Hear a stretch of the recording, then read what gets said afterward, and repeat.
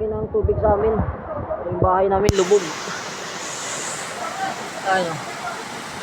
Dito kami ngayon sa barangay.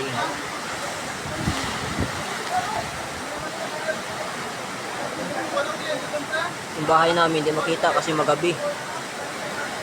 Pero lumubog na yan.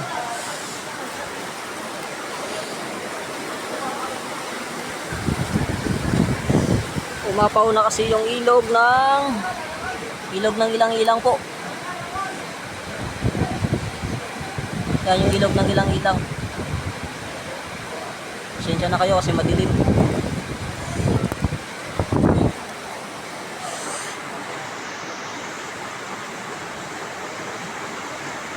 Bahay namin lubog na. Dito kami ngayon sa Barangay Hall. Dito kami lumikas.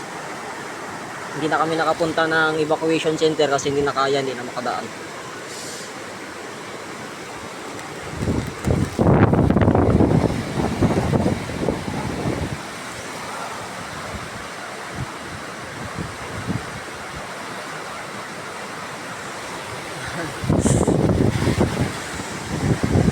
Yan po yung ilog ng ilang-ilang.